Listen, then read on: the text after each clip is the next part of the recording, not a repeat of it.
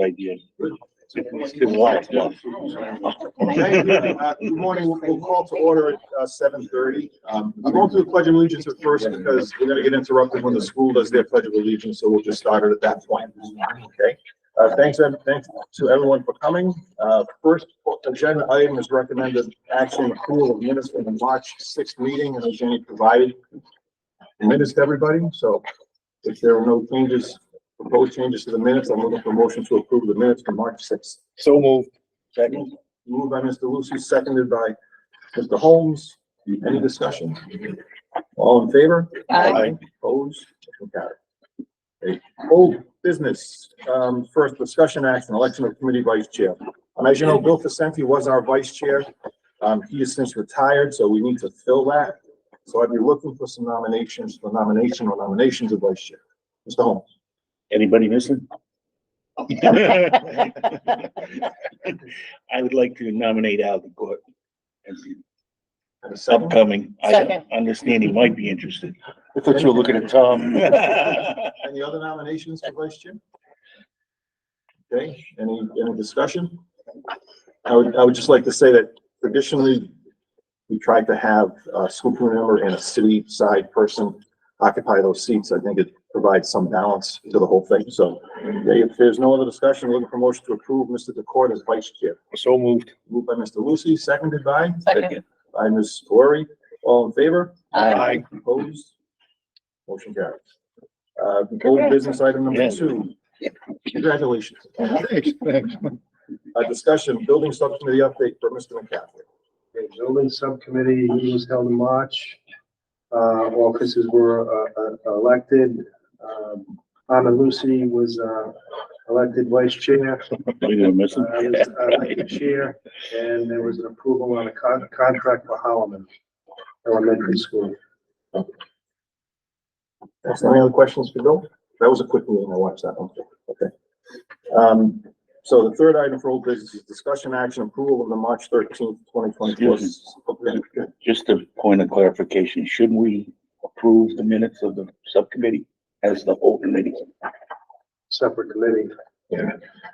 Oh, well, I thought it had to be, the subcommittee would report to the full committee, which is what we're doing now. I didn't know if we needed to, Yeah, I it's a think, technical point, I didn't know if we needed it. I'm not sure if technically we have to, but I think it's not a bad thing to do, just to approve their minutes. Well, I'd make a motion that we approve the minutes.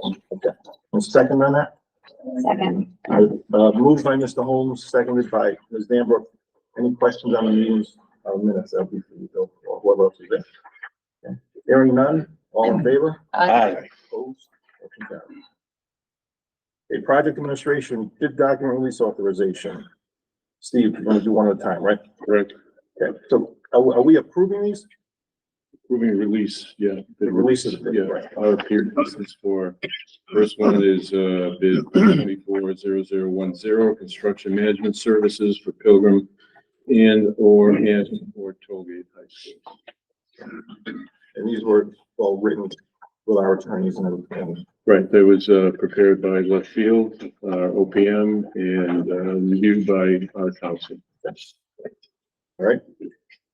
All right, so I'll be looking for a motion to approve the bid release, bid 240010. I'll make the motion. Moved by Mr. Kravitz. Second by Mr. Bowl. Any questions? All in favor? Aye. Opposed? Motion carries. Next one, Steve. The next one is bid 240014, commissioning agent services for Pilgrim or Tollgate High Schools. Any questions for Steve on that one? Okay, hearing none. We're looking for a motion to approve bid 24-0014. So moved. Moved by Ms. Gloria, seconded by Mr. Kravitz. Any discussion? Hearing none, all in favor? Aye. Opposed? Motion carries. The third one is bid 240015. Steve? This is for environmental engineering and site assessment services for Pilgrim and Tollgate High School project. Looking for a motion to approve 24-0015. So moved. Moved by Ms. Danbrook, seconded by Mr. Bowl. Any questions? Hearing none, all in favor? Aye. Opposed? There were no bid reviews and awards. Item D3 is recommended awards. Steve, ECM, Oakland Beach. This is for the mechanical building envelope testing and abatement services, testing at the Oakland Beach renovation project, not to exceed $1,300. So we'll do one at a time, right? Right. Okay. Okay, looking for a motion to approve ECM not to exceed $1,300. So moved. Moved by Ms. Danbrook. Second. Second by Mr. Lucy. Any questions for Steve? Oh, I think I'll ask on the next one. Okay, all in favor? Aye. Opposed? Motion carries. Next one, Steve, another ECM for Oakland Beach. Right, this is an additional air sampling for the additional work that was done. It was approved by the committee at the last meeting. So the first, okay, Right. look for two separate insights then. Okay. All right, any questions for Steve? Okay, hearing none, looking for a motion to approve ECM, but not to exceed $47.50. So moved by Mr. Bowl. Second. Second by Ms. Glory. Any questions? All in favor? Aye. Opposed? Motion carries. Next, Steve Garofalo and Associates.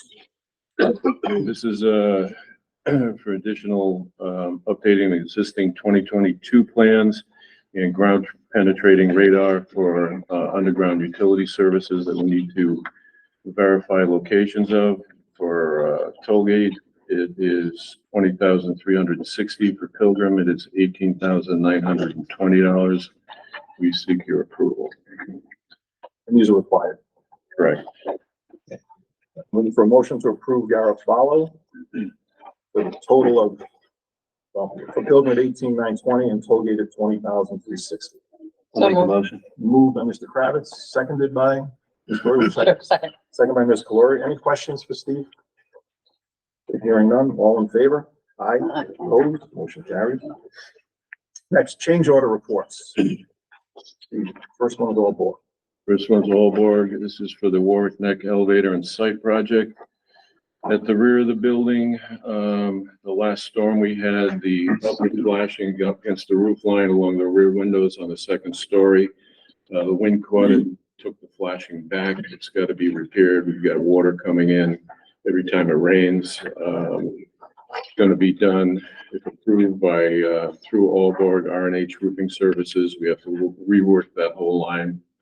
I seek your approval in the amount of $38,047. Is the other one too, Steve, the 2348 part of this? Or no? It's a different one. That's a different line. I can do them both at once if you'd like. I No. prefer to do one at a time. That's fine. Okay. You know, let's do them both because the agenda has one. Okay, List all the. okay. Number 3 is $2,348 for 2 additional exterior wall pack lights. We were gonna move the existing pole light back, but we found out that it's not functioning, can't be removed from the base. So we can obtain the same lighting without a new pole light by doing some wall packs. And I got Rhode Island Energy to install a pole light to light the other side. So we've got lighting for a lot less money than a pole light. So I seek your approval for both. Okay, for a motion to approve all board. I have a question, Yes. Mr. Chairman. R&H Roofing's a Massachusetts company. Yeah. They don't have their, commercial roofing license on Rhode Island Commercial Roofing registration on their website. So are they registered? Here they are. Okay, Yeah, we've used them, but I'll make sure they get it on. all right, Okay? because I saw that one. That's how they get all their mass licenses, I mean, Yep. yet, you know, No, they've done a ton of work for us. So okay, they've got just wanted to make permits. sure that, They pulled permits through your office. So, all right, okay. I don't get. to But see I those. will, I'll make sure that you have the It's information. true, I don't see roofing permits. Yeah. Thanks, Steve. Okay. Isn't there any warranty? This work was just done in the summer. No, it's just totally different. Okay. This is, You have the library, the work for the library? no, this is a separate project. So what happened was, we were able to put this repair work on the backside under this, but the lighting is part of the elevator project. I understand the light, I just with the windows and the Yeah, panels. it's above the windows, but it's not related to the windows. This work was not touch. Okay. Any other questions for Steve? Hearing none, looking for a motion to approve all board, change orders numbers 1 and 3. So moved. Moved by Ms. Zandberg, second by Mr. Kravitz. All in favor? Aye. Opposed? Motion carries. Next, the DW Vernon. Okay, we have 3 change orders that have not been presented to the PCOs that have not been presented to the committee. Number 2, this is, I've told the committee about the asbestos tile we found under the unit ventilators and under the folding partitions. So the work is $39,730 to remove that. This also includes the grinding of all the glue daubs that were found behind the unit vents that were hot, and the mastic under the asbestos containing tile. Compared to the other work that they've done that was in the contract, their numbers aligned. So it's a fair deal. Any questions for Steve? On that one, all right, so 3R1. Keep going, sorry. All right, so 3R1, we've gone back and forth on this. This was the expansion of the electrical room into the nurse's suite because of the size of the switchgear. By expanding that, we were actually able to save conduit runs, save some work for the electrician, and the net gain was a credit for $21,532. And that even included the $66,000 for the expediting of the switchgear. So it turned out to be a smart move. Questions, Mr. DeGraw? Steve, did ECM perform the review for asbestos in that building? Yes, they did. So they- And Al did, before Phil Recruity went out, he did the report. So they didn't assume that the tile went underneath the ventilators He in the wall? couldn't see it. It was hidden. Okay. And No. we couldn't see, we didn't, couldn't see. Yeah, haven't been in that school, so I don't know. Normally an assumption is made if the tile runs up to the ventilator, it keeps going underneath. Right, but I didn't know when these vents were put in. I don't think the architect could make that assumption either. We were a little surprised, actually. Well, that's why, why didn't ECM do a little more? Well, ECM didn't do the assessment. Oh. So they did the air testing. Oh, okay. Phil Recruity did the initial assessment and did the report, our in-house. Wow. Any questions for Steve? Okay, hearing none, looking for a motion to approve DW Vernon Open Beach items 1 and 3R1.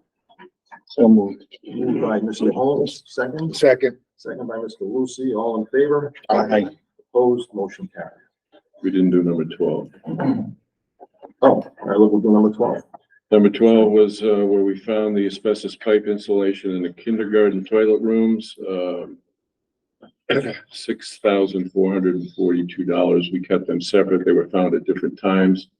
So we kept them as separate contracts. Once again, the numbers were reviewed by the architects and myself, and they were in line with the bid pricing.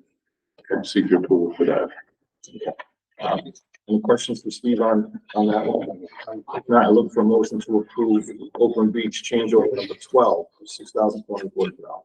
So moved. Moved by Mr. Lucy, seconded by? Second by Mr. Bull. All in favor? Aye. Opposed? Motion carried.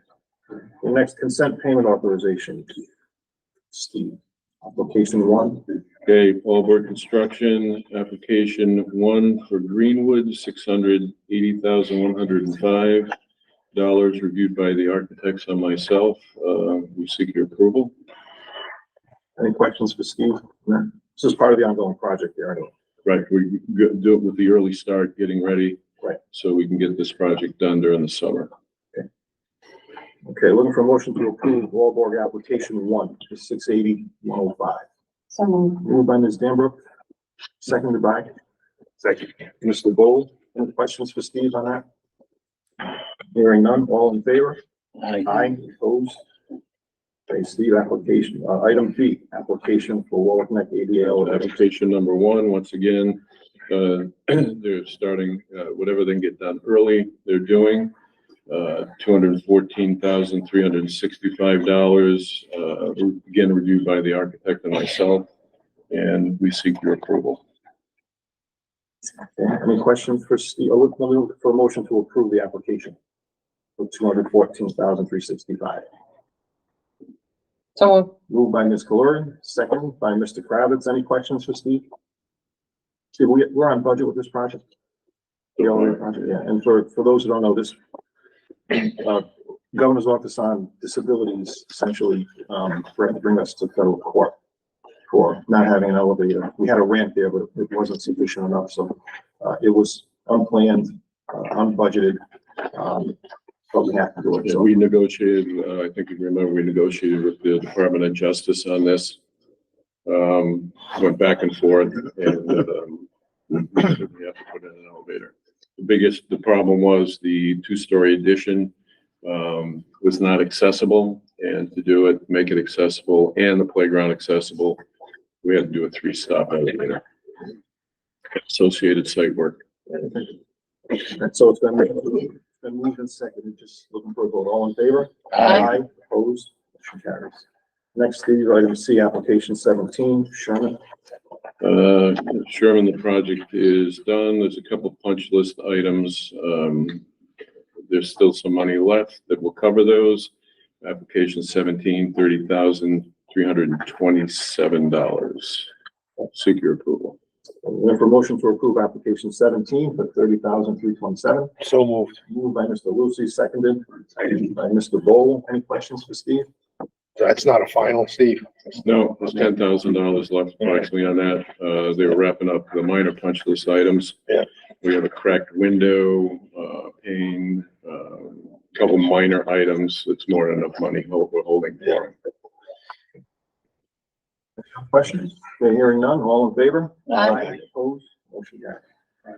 Okay, next item, Steve, ECM for $1,400. We got one more, application 15. Oh, sorry, application 15 for women.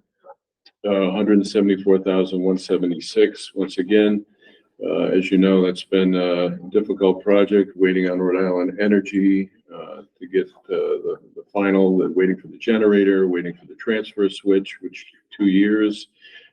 Wrapping that up, couple punch list item yesterday. We put in one ceiling that needed to get done at the loading dock area. A couple other electrical items. There's a few things left. Panel identification cards, that type of thing. We're holding over $30,000, $50,000 for them. And we'll hold that until the punch list items are done. So seeking 174, 176. Application 15 for women. Any promotion to approve? No more. Moved by Mr. Kravitz, seconded by Mr. Holmes. Any other questions? Okay, hearing none. All in favor? Aye. Opposed? Motion carries. Okay, now on to ECM, Steve. Okay, ECM, Oakland Beach, air testing, monitoring for the abatement work, $1,400. Seek your approval. Looking for motion to approve ECM for $1,400. So moved. Moved by Mr. Lucy, seconded by Mr. Bowl. Any questions for Steve? Hearing none, all in favor? Aye. Opposed? Motion carries. Next, Steve, EW Vernon, $739,090. Application number 3, project is going well. They're moving right along on schedule. As you know, the one issue we have with that is the Missile D hurricane windows. Once we get a final date, we'll figure out how exactly we're going to go in and not disturb students and staff. But the application has been reviewed by the architects and myself. We seek your approval for $739.9060. Looking for motion to approve EW Vernon, application 3. So Moved by Ms. Glory, seconded Second. by Ms. Danbrook. Any questions for Steve? And the windows, if they don't come in time, then that's a second shift, right? Yeah, we'll do, there's one area that must be done before school starts. It's too impactful. The others, they can do second shift. They can do 1 or 2 a night, and get it done, get it cleaned up and get out of the way. We had to do that at Greenwood, and it worked well. It was not impactful. All right, any other questions for Steve? Okay, hearing none. All in favor? Aye. Opposed? Motion carried. Next item, left field, project manager.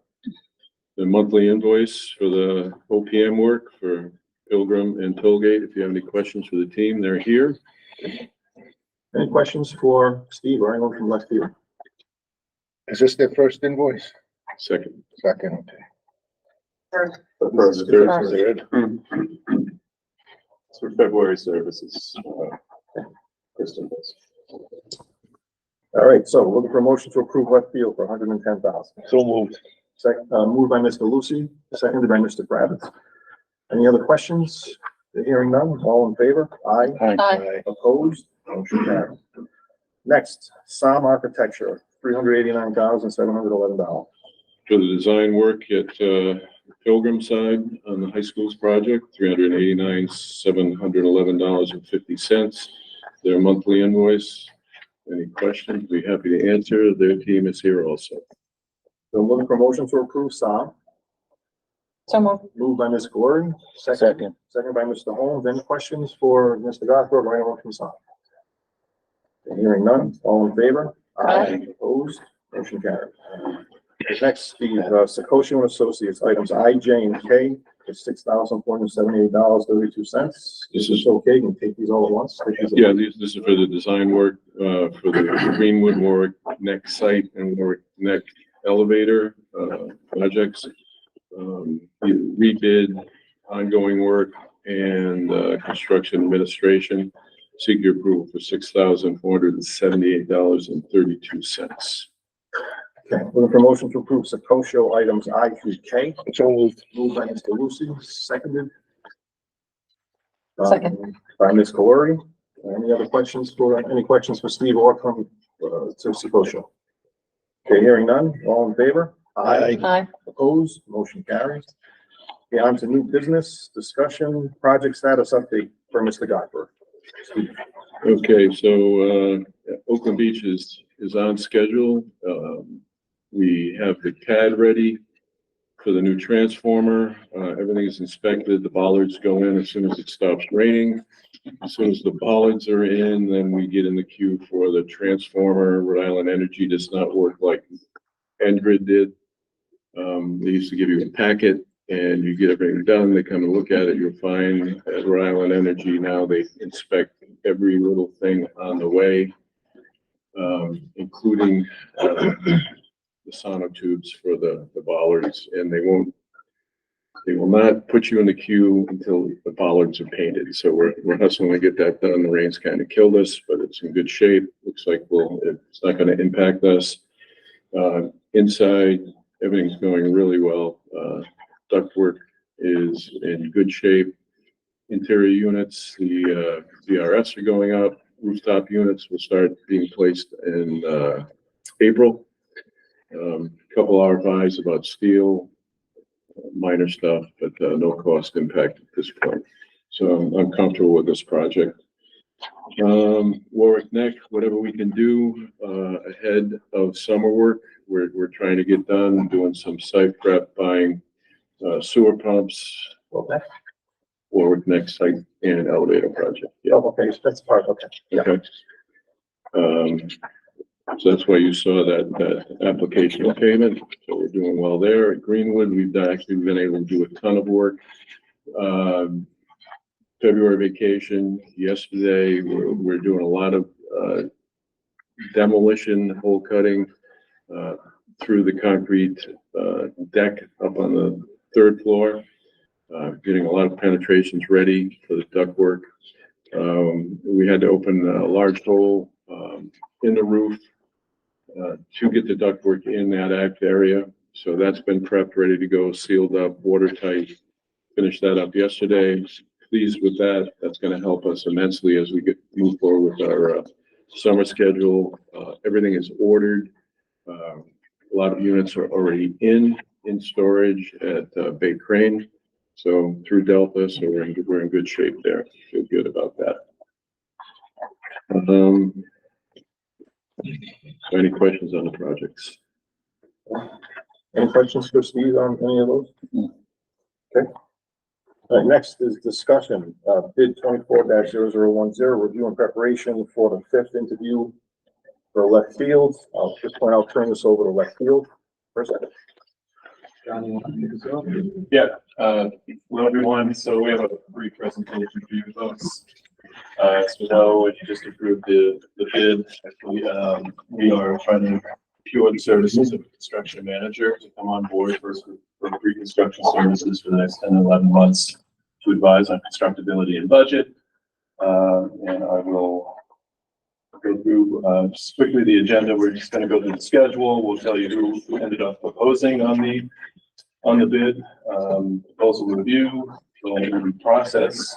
So just to give you a recap of the schedule, we had advertised the RFP for the CMs on the 6th. We had asked for questions and responses on the 15th and 18th, and then on the 22nd is when we received the proposals from the CM firms. So we spent the last week or so reviewing these proposals. We shared them with the committee. We shared them, so you have them for your own review. Here we are today on the 3rd, and we want to talk to you a bit more about the fit. In a couple of days, we're going to have all 4 firms interview with the committee and ideally make a selection just after the school interviews that way. So we would then take that selection to the school committee on the 8th, on the 9th for their, and then issue those to proceed just after that. Okay, one sec. So as everyone can tell, this was an incredibly aggressive schedule, right? Being able to bring on a CM by the time the request proposal was issued, 2 of them are going to make a selection on Friday in less than a month is incredibly aggressive. That is on purpose for a couple reasons. The first reason is for us to hit this April 9th, April school committee date to make sure the April school committee has time. It also is to make sure that we have our pick of construction managers. On the same day that we released ours, Middletown released theirs for their new middle school project. We wanted to make sure that you guys got out ahead of that project. We had the 18 and not other firms or not other communities that we did. So that's why we had such an aggressive step. We had 4 firms submit proposals.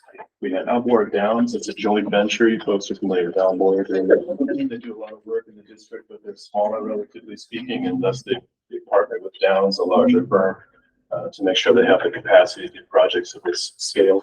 We also have Dimeo that proposed, and we have Gilbane and Shaman, all large firms, all with a national presence. No big surprises here, right? These are all national firms. 3 of them are in the top 20 of Engineering News Records, top 100 construction management firms in the country. The only firm that was large enough, we thought, to do this that did not submit bid would be Consigli. Consigli was not able to get pre-qualified by the Department of Education prior to submitting a bid. That's a requirement for these school construction projects. So Consigli had to bow out. So Leftfield's done our internal review of the qualifications. This is just the qualifications that they submitted, not the price review that we have in front of you here. Based on our review, we have Outboard and Downs, the joint venture, rated at 65. We had Dimeo with 72 overall points. We have Shaman at just 73, and then Gilbane at 75.5 points combined. And that's again just our qualifications review of the proposals. The categories are capability, capacity, and qualifications. So based on our judgment of their past experience, the team they presented, their capability to pull off these projects, that's how we've rated these. Work plan, what they propose to do in terms of implementing and pulling the project off, and then their approach and methodology. So you can see the scores in front of you there. Matt, if you want to add anything.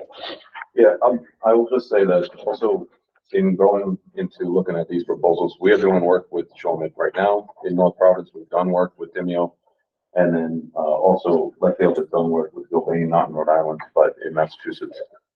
So that does play into our review of their capability and capacities. We're working off of our past experience with that. We have not done anything directly with Campers or Downs. I have, but not with Leftfield, and that within the last 2 years. So in looking at that, we were reviewing their proposal and the team they proposed, as well as their work plan and approach. that we received in the.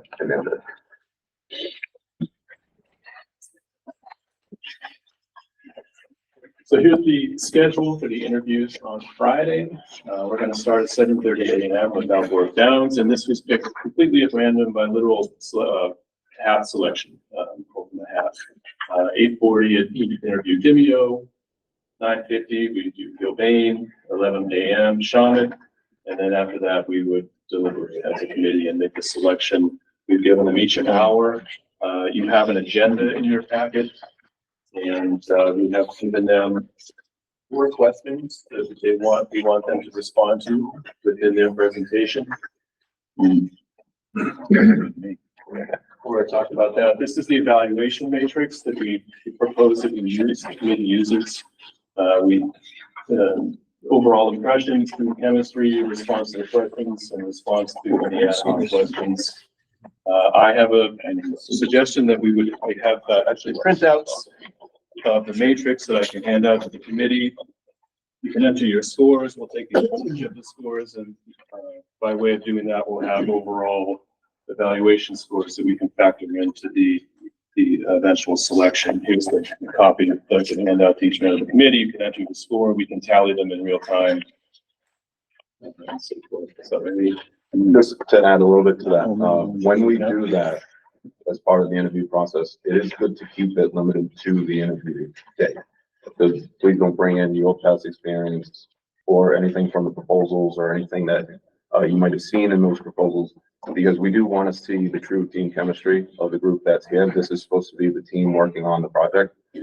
We also want to see how they respond to the questions that we've already sent them, as well as the ones that we kind of ask during the interviews, not to put them on the spot, but to see how they react as a team. So How they think on the team.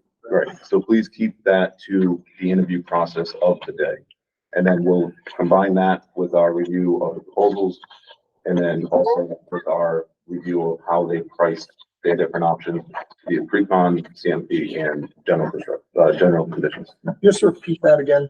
I followed. What Broken wants us to do? So when we have the interview and we score based on your overall impressions, your feeling of the team chemistry, and their response to questions both sent previously and at the end of the day of, we'd like your scores to be based on the interview at that time.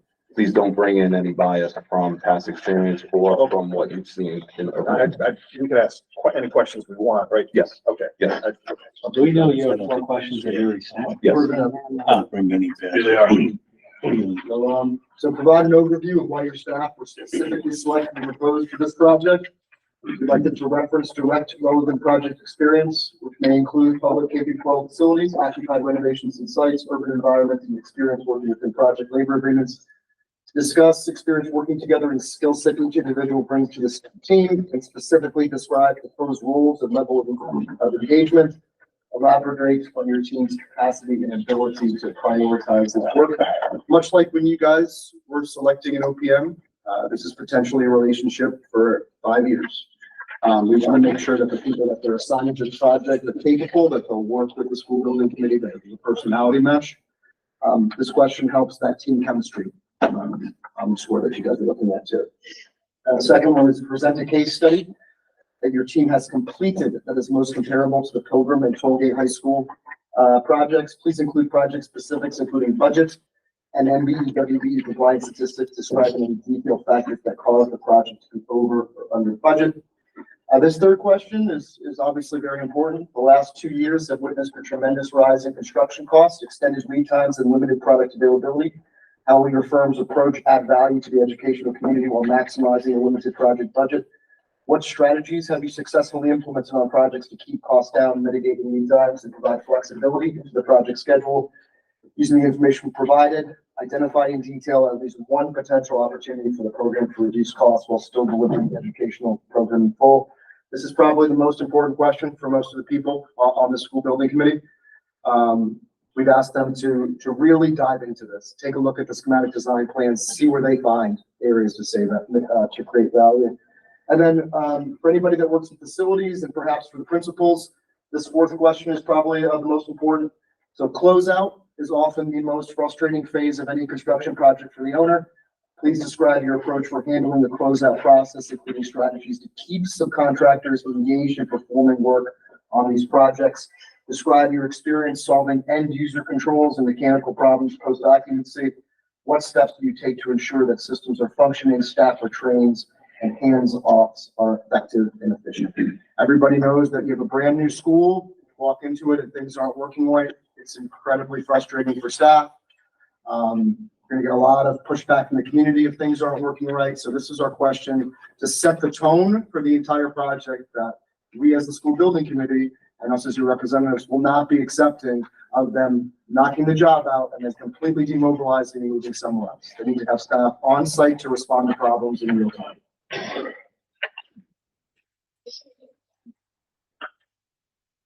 That's it. Chris, can I ask a question? Have we considered doing a 1 or 2 year extended maintenance program?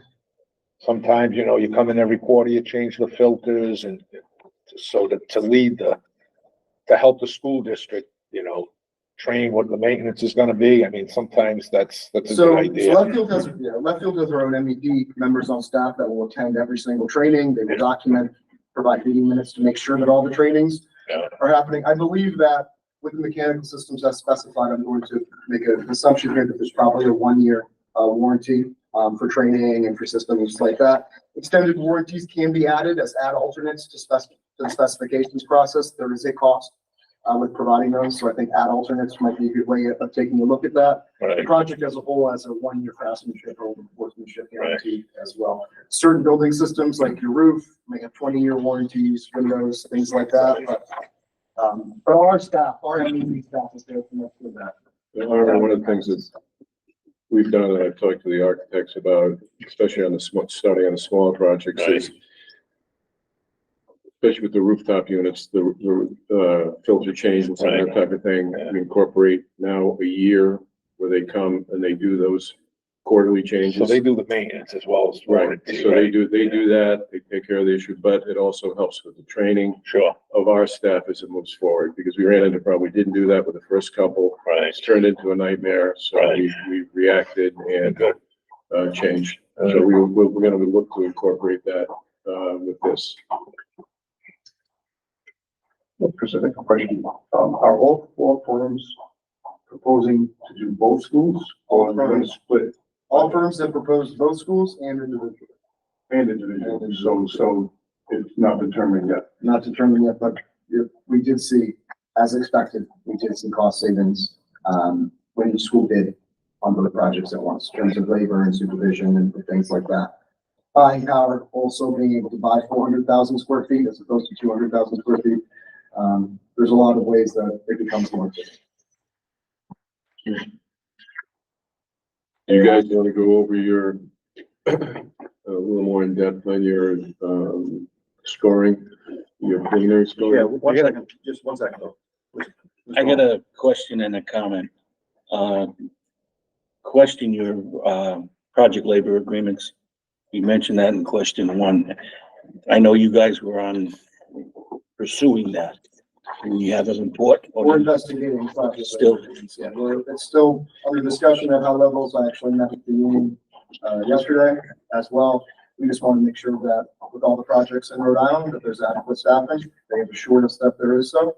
And then project labor agreements would keep us protected from any potential strikes down the road or anything like that, labor shortages as well. Ultimately, that is the decision of this committee and the school committee. And the legal team that we've hired to provide a report and make a presentation to this committee to discuss that. When might that happen? I don't have an exact date for you. Okay. And the other one, your statement that previous experience shouldn't be allowed, just bid on what they talk about. I don't think that's quite right, because some of us have considerable experience with some of these contractors, just plus and minus. You know, I'm not saying anybody's in particular, but to disregard that is probably not right. Clarify for that, I'm just saying about the scores that you put down on the matrix the day of, and then we'll go into a discussion about the firms beyond those scores. All right. Yep. Thank you. Did you have a question? Yeah, why was the RFP said that this was gonna be done under a project labor agreement? As it was concluded that That was, so that was addressed the next day via addendum, just a typo. The next day we sent an addendum saying may be completed. Yeah, I remain strongly opposed to project labor agreements. Sitting next to my union friend, Bill Holmes. Why would we ever want to limit the amount of companies? We've got $1 billion worth of work coming out. Brown University had problems with getting one electrical bid. It's not a good idea. We understand. These are what's being the concessions that are being talked about as part of, listen, we also need to be honest with ourselves. There's a giant bridge project that's going to be under construction during our, while the trades don't necessarily align, it's going to eat up a lot of contractors, eat up a lot of labor, it's going to eat up a lot of concrete, it's going to eat up a lot of carpenters to form work. Yeah. So these are all being things that are being considered and being discussed with the legal attorney, and we brought to you all for your consideration. With to piggyback on Mr. Lucy's question, I don't assume that all PLAs are boilerplate. Yeah. So they would have to reflect the realities of what's going on in the labor market. They absolutely are. Yeah. And the hope would be the other side is recognizes that and it's reasonable if you wanted to create a PLA that might, his example, carve out an electrical. There's also opportunities within project labor agreements or concessions for that local groups can come on board. Usually some open shop contractors have difficulty with that because they would have to pay double benefits essentially because they have to pay the union benefits as well as whatever benefits they have in-house. Speaking, with organized labor recently, they said that because of the situation we're in here in Rhode Island, it's absolutely possible to waive that double benefit. So as long as what they're paying in benefits matches what the union is paying in benefits, that makes it a little bit easier for open shop contractors to come on board. Having said that, this is a very, very large project. So, but if there's an ability to bring on local Warwick contractors, keep some of this money in Warwick, that should absolutely be considered and investigated. Mr. Craig. Given question 4 on the question set, it made me think of, and you guys being in the industry, you might know what school it was, but there was a brand new school in Cleckett that had opened. Winters. That was Winters, okay. That's where that question came from. Oh, who was the firm that? Owners. Okay. Thanks. Mr. McAdams. Chris, if you had the opportunity to evaluate the financials, look at the bonding capacity, and then look at the insurance capacity, it's a bigger job than we've ever seen in Rhode Island. And things happen, even though we hope it's a perfect world, things happen. We had the opportunity to evaluate the financials and the insurance capacity. All 4 of these firms can bond and perform this work. And financials are strong. Yes, the financials are strong with all these companies. Like I said, 3 of these firms are in the top 20 of the biggest construction management firms in the country. I'm not sure where Downs is. Downs might be on the top 100 too on that list. And the insurance on the project. They're all being attacked. That's why you saw adequate coverage. Yeah, that's why you saw Auburn join with the larger firms. They wouldn't be able to do it on their own. They need to get not just the person power from another firm, but they also need to carry their insurance. Yeah, I'm not a negative Nelly, but I know it's not a perfect world and things happen, so I just want to make sure we're protected. Question? Mr. Bull. Are there any benefits to a joint venture, or is that strictly just for the reason that you specified? That's a really good question. So Matt, why don't you? I would say they're not necessarily benefits to it. I don't know that I'd go as far and say that there's added risk when you do look at a joint venture, but from a project health standpoint, a joint venture doesn't bring any benefits that going with a single firm would. Okay. But they're absolutely not uncommon for very large projects. For those of you that have driven through Providence, that's the Skanska Manafort joint venture. Those are 2 huge firms that's still going together. Before I became an OPM, I was working on the Green Line extension project in Boston. That's a $3 billion project. That was a joint venture made of 6 firms. So it's not uncommon in the industry. It's something that we know how to work on. So, my question, is it fair to say that in a joint venture, there's an inherent weakness because you have 2 entities functioning as one, but it's only as strong as the weakest link in one of those entities? Yeah, that could be fair to say. I would also say how they structure it is a big thing. So if Allberg were to take one school and Downs were to take another, depends on which school they get based on the site and also how will they share resources? So that's the key thing, is they're sharing resources. If you get into a situation where Oldburg is left on an island and Downs is doing what they want to do, then you get into a risk. I have two other questions. On the contract exceptions, Shawmut had 2 pages of contract exceptions, so they took sections of the bid, crossed it out, and wanted to reword it. Gilbane had just one statement, but you both rated them on a legal piece the same. So, number one, does the one paragraph in the Gilbane thing kind of encompass the same stuff that Shawmut was being considerate of or wanted to change? That's one question. So, because that concerned me a little bit, because essentially they're saying, well, we like the bid, but no, we don't like this, we don't like that, we don't like that. To me, that's just dollar signs, because we can make more money. This potentially could limit how much we can earn on this project. Right? Yeah, I would say that with Shawmut and Gilbane, how large they are, their legal backing, they have a lot of hurdles to get through their legal process and their in-house contracts managers. So we went through this with Shawmut in North Providence. We had some contract comments back and forth, and we got to where the town needed to be for the town's best interest.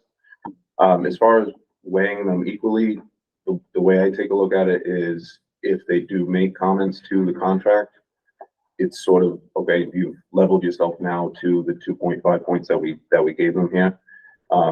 As far as weight of comments, I wouldn't say that one was necessarily higher than the other. All can be worked through with the town's legal counsel and in the town, city. It's also a little subjective, right? One is telling you exactly what they would potentially like to change about the contract. One is just saying, there's a lot of things we want to change about this contract, and we'll talk to you. And the second part, when you talk about Dimeo and Shawmut and Gilbane and buying power, of course, that makes sense, right? So in the industry I'm in, we don't build stuff, but, you know, we have relationships with certain suppliers, right? And we can cut deals with those suppliers, right? Whether it's, in our world, rebate programs work, it's fine, right? There's no litigation that happens there. But does that hold true in the building supplies industry? So my point is, if Gilbane or Dimeo has an exceptionally strong relationship with Owens Corning, right?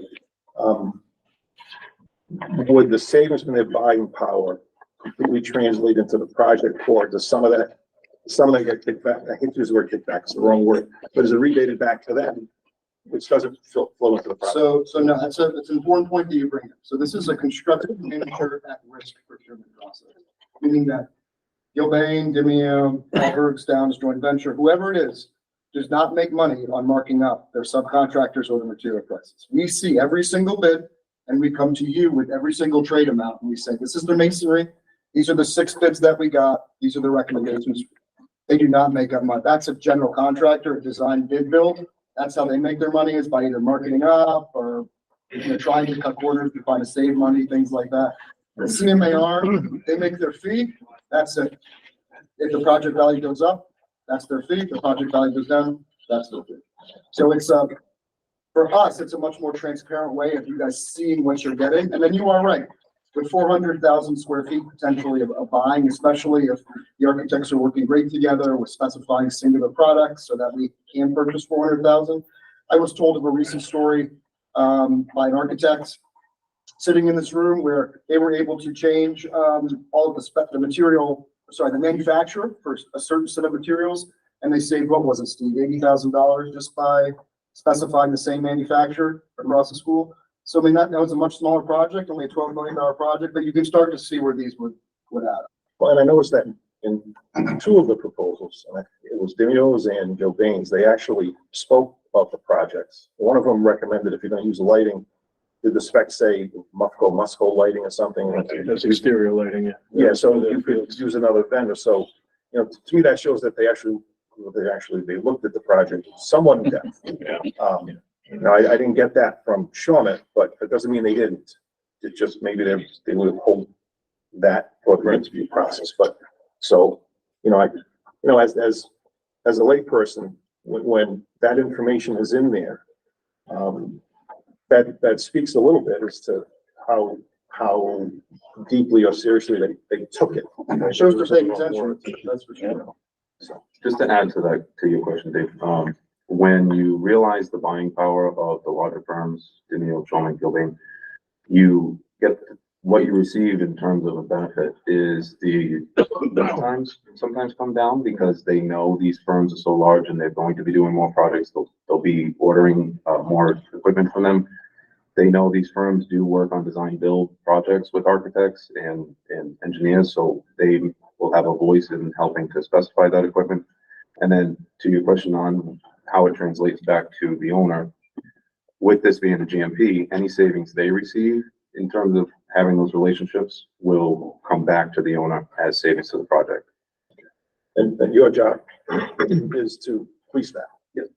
One thing I also wanted to add, going back to a previous question, Chairman, is that, although Auburn Downs joint venture as a construction entity is a new thing, Auburn and Downs have worked together on multiple projects. Their OPM side and Auburg's construction side have worked together on multiple projects. So I don't want you guys to think this is the first time they've ever worked together. They have worked together.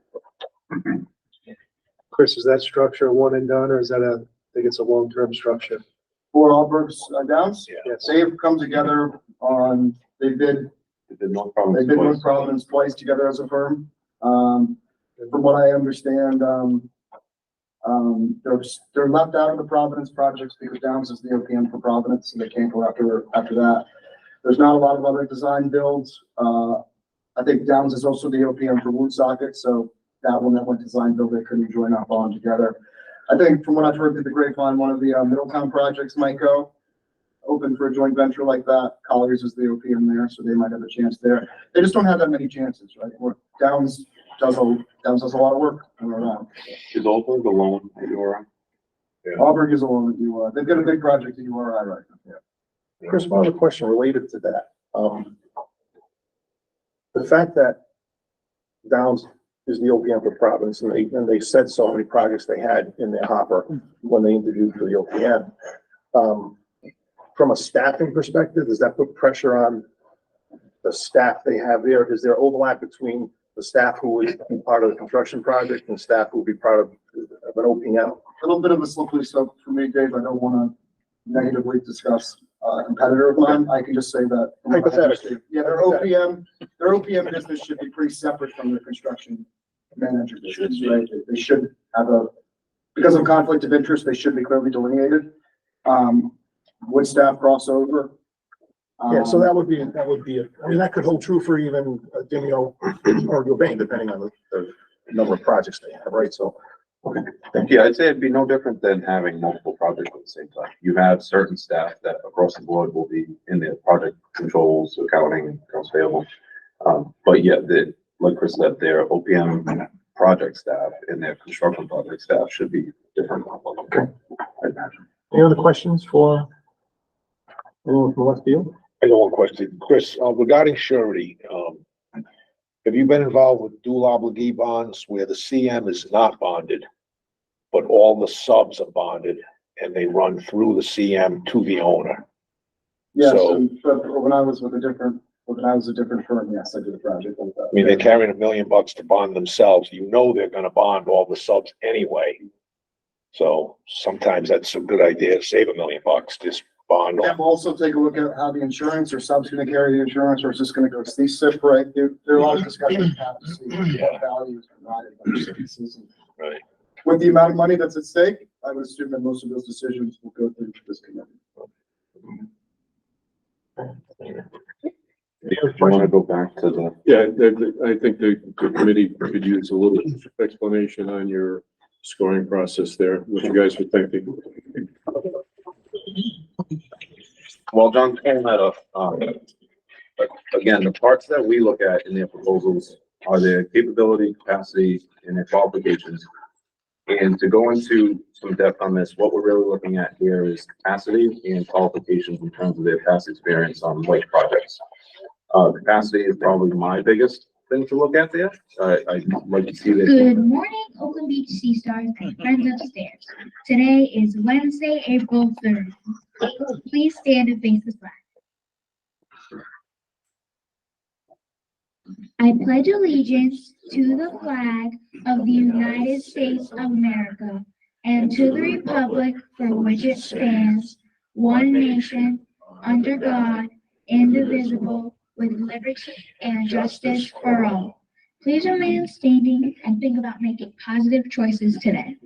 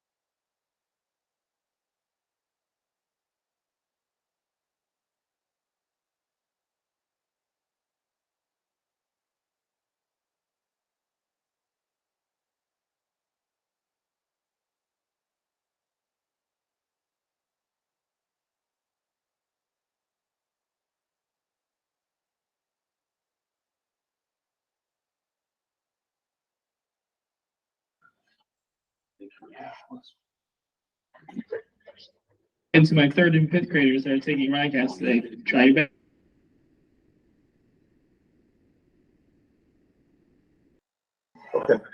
Okay, so qualifications and capacity being the number one thing that I personally look at. And then also with their team members, and I'll ask this question in the interview, but where do their superintendents live? Because anytime there's an emergency on site and it's maybe after hours or on a weekend, getting the right person there is important. All respect to the project executives, but you need the superintendent to get to the job because they know what's on the job and how to handle the emergency. Chris, I'm sorry. So is capacity also financial? From the proposal, capacity is more personnel. For my own review. Yeah. Chris, John, you want to add? Just one thing that I'd like to add about why it's important that distance driving. So North Providence, you guys remember earlier in the fall, we had that sudden deluge, we had about 4 storms that happened really close back to back to back to back to back. Well, we were in the ground digging foundations for a high school project. And as you can imagine, with that much rain, obviously flooding became an issue. It was a Saturday where it all hit the fan. Superintendent was on site within 25 minutes. We got pumps out there. Everything was up back in it was football season. Water spilled onto the brand new football field, got some dirt. It was all taken care of by Monday. So that's why we check to see how close somebody is and make sure that they can get on site. We all live close, but we need the superintendent there because they're the ones who can get people on site. The other thing too, the proximity to the existing buildings. There's no benefit in having a superintendent that lives an hour away in Connecticut and, or Massachusetts, and it's gonna take them that much time to get to the emergency. As far as work plan, this kind of goes to the strength of the firm in terms of their back of house programs. The way I take a look at this, how they manage their financials, how they manage the project. Everyone seems to use Procore now or some version of that, which it's great project management tool. But just seeing what they've used, how they are going to apply that to the project, that's kind of how we look at that. That's separate from approach and methodology. Approach and methodology, we try to take more direct to the specific project. So in that, you can see, to your point, Gilbane going into the lighting, they scored the highest on the approach and methodology for these projects because they did take a look at the actual information for the project. Also, you could see how Gilbane scored the highest across these. And if you look back at their management staff, they did also have the highest general conditions and management staff. Now that, although we don't have price listed in here for these, for these points, price will become a factor. We'll look at everything, when making the decision. But that pricing received by all the firms is currently an unleveled price. So meaning some firms have inadequate staff, some have way more staff than they need. So we've done the exercise and we'll bring that to this committee when we are going through the discussion after the interviews. But we've done the exercise of leveling out the GCs, making sure that each firm has the correct representation of staff. But it's a good indicator of why Gilbane scored so high is because they were putting so much horsepower into their proposal and into their GCs. I counted 28 people. Right. They're all roughly the same, 28, 26, 23. So. Yep. Any other questions though about how we kind of take a look at these proposals for these three categories? Any questions for Dr. Yeah, so if you add price, who gets the highest score? Because all Are we talking about level price, or are we talking about, because they're combination price on both schools, so all board would get 20 and then everyone would get a percentage We less. wanna, than that. yeah, we wanna be sure that there's a clear distinction though between what they submitted as pricing and what the level pricing is, because some firms may have given you a lower price, but they didn't staff the job adequately, in our opinion. Right. So we have to take a look at where everybody comes in and. So there's also a couple ways to look at price. We do have a stipulation in the RFP that we can award based on a pre-con price alone and not the overall price. Pre-construction on these projects is going to be very important. We want to get them involved with the design teams as soon as they're on board. But that's also that's a locked-in price that they're bidding to us. The GCs, which go into the overall price, are the negotiated items. So those are the ones that need to be So leveled. you're saying you would just contract them for 300,000 or 400,000 just for the pre-construction That's an option. until the GMP is Yep. established? Yeah, and they would just they would add an amendment. Then you can't fast track in that method. You can't. Yeah, absolutely. You'll sign them up for the AIA 133. Yeah. For the base, Right. and they'll be on the pre-construction number, and then you'll do a GMP amendment, which is the 133A, which is typical of all CM. What if they don't do the GMP? What's that? What if they can't make the numbers work? Then we can go to one of the other bidders.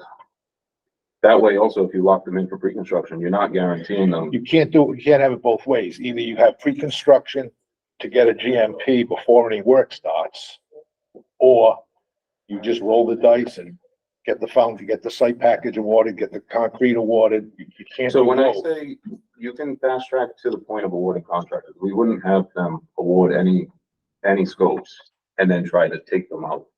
So you'd have to get to a GMP value, you have to get to an estimate value before you go to award. But you can release packages, with North Providence, we release packages prior to a GMP being signed. Right. Electrical package, HVAC package, we release those ahead, you just pay the contractor. But we had no concerns that they wouldn't meet the budget.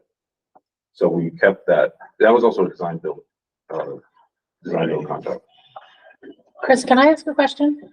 So when we have our questions on Friday, or maybe you can answer it now, in terms of the prices that are proposed, is the safety of the site included in that?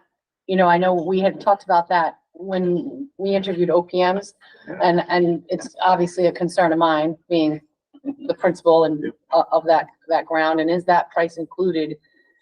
It is within the GCs, so they have staff, and this is an important thing to look at. If you have a project, either one of these projects, and they have one superintendent and one project manager, that's not enough staff for the job. So all of these firms, I believe, had a general superintendent, 2 area superintendents, project manager, senior project manager, and assistant project managers, as well as their safety personnel. So now the safety personnel, though, will like pop in and out. They may not be on site full time, but they're the control for the project team that is on site full time. So that safety component is worked into the GCs by way of the personnel they have on site. Okay, thanks. I'm just double checking with the bid documents, and yeah, safety personnel is considered general conditions, not cost of work. Okay. You understand where I'm coming from, right? Yeah. Okay, That's thanks. also why we leveled the bids out, because sure, you might get a lower price, but you've got school in session, you've got kids walking around, you've got Exactly. parents dropping off their kids. Exactly. You know, do you really want just one person who's inside the site? So back to the original question on where price kind of lands the firms. This is after we've leveled their GCs. So in looking at the GCs, it looked like Allberg and Downs had less than adequate. Timeo and Shawmut had pretty accurate representation of what will be needed. And Gilbane had a lot more than what is needed. They were very top heavy in the project executive number.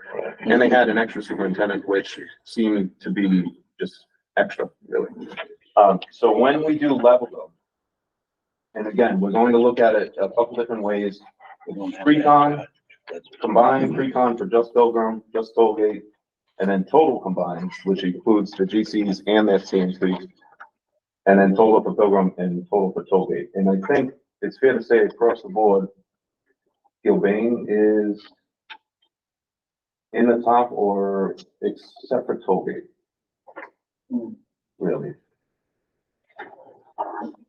But if you look at it combined, Gilbane takes one, then Shawmut, and Demio are matched. They're tied right now with, Downs and Auburn kind of falling in the 12th spot with 85 total points.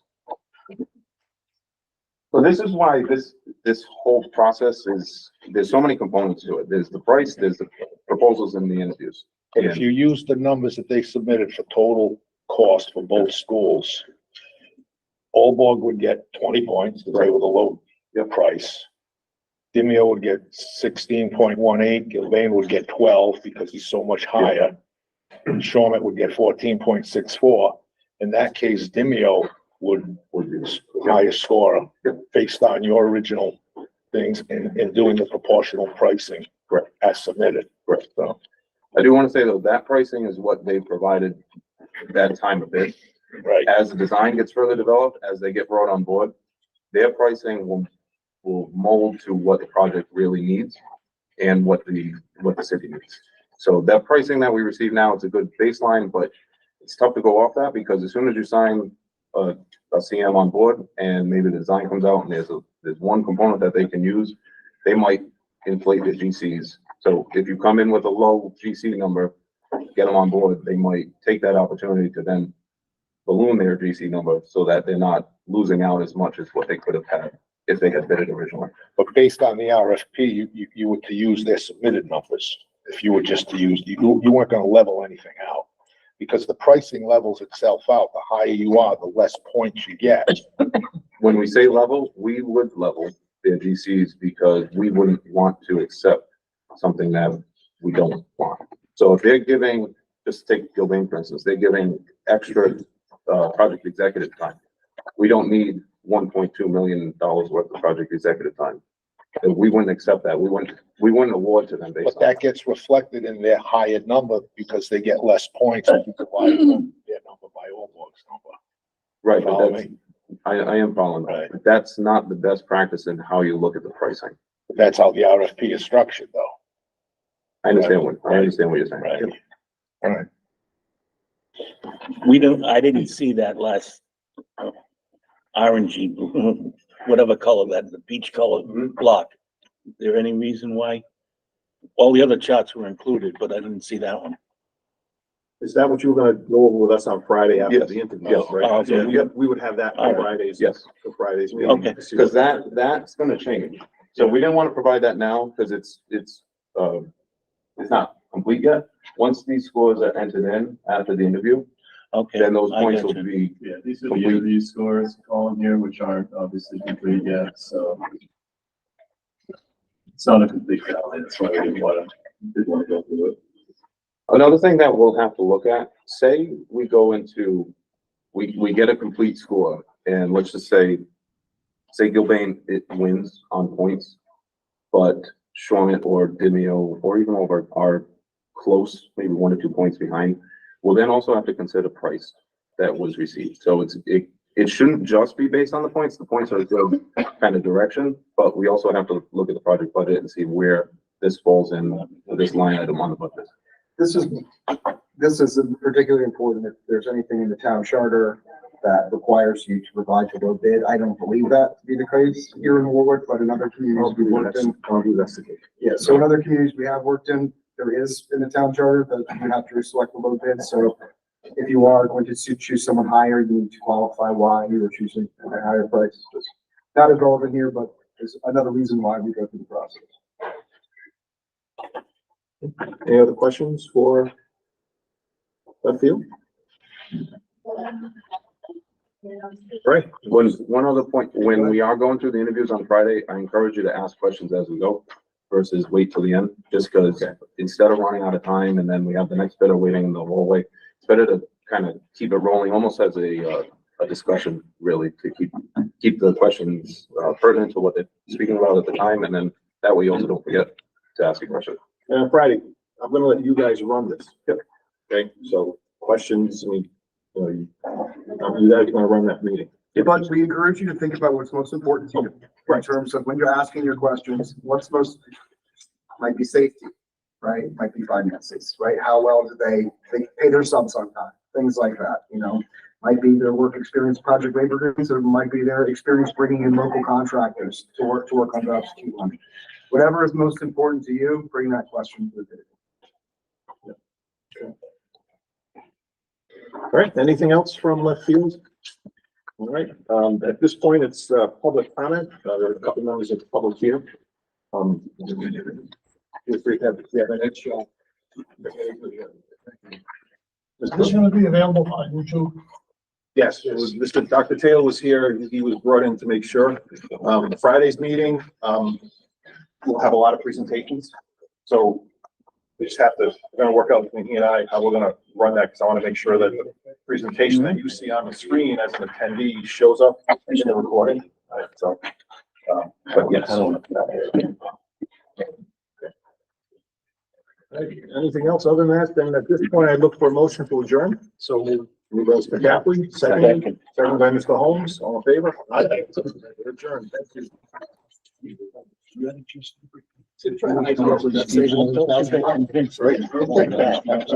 Right.